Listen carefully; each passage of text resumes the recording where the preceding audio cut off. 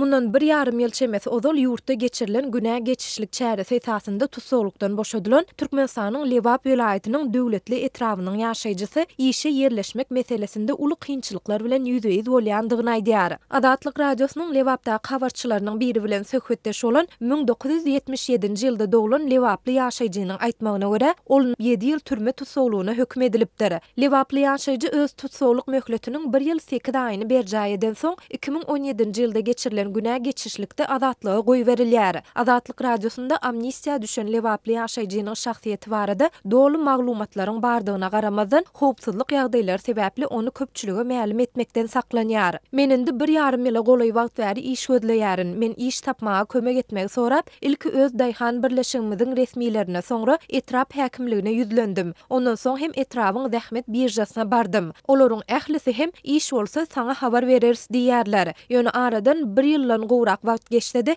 hiç hili iş hem ýok, habarym ýok diýip Lewaply ýaşaýjy aýdýar. Onuň sözlerine görä häzirki wagt ol daýhan birleşiklerindäki kärenli ýerleriň gyralaryny arasalap günne 15-20 manat gazanýar. Bu gazanýan pulum çağalaryma çörek hemde çaý, käte gyzgyn nahar bermäge ýetýär. Başga zada ýetmeýär diýip Lewaply ýaşaýjy bellidi. Galberse dol özüniň tutsaglyk möhletiniň belli bir bölegini berjäý edip, galan böleginiň hem günäsiniň geçilendigine garamazdan öňkü tutsaglygy sebäpli käbir döwlet edaralarynyň ýa-da şahsy kärhanalaryň özüni işe almakdan ýüzürýändigini hem aýdýar. Men Türkmenistanyň Jemaat hojalygy ministrliginiň etrapdaky edarasyna bardym. Ol ýerde köçe süpürji bolup işe yerleşmäge synançdym. Olar ilki meniň ýaşaýan ýerimden resminama getirmegi soradylar. Ony eltenimden soňra ýaşaýan ýeriňiziň polisiýa bölüminden resminama getiriň diýdiler. Şondan soňra siz sud edilipsiňiz, häzirlikçe bizde size iş ýok diýip ýydyma uğratdylar. Başda bir näçe ýere işe girjek bolanymda şuňa meňdeş ýagdaýy başdan geçirdim diýip Lewaply ýaşaýjy bellidi.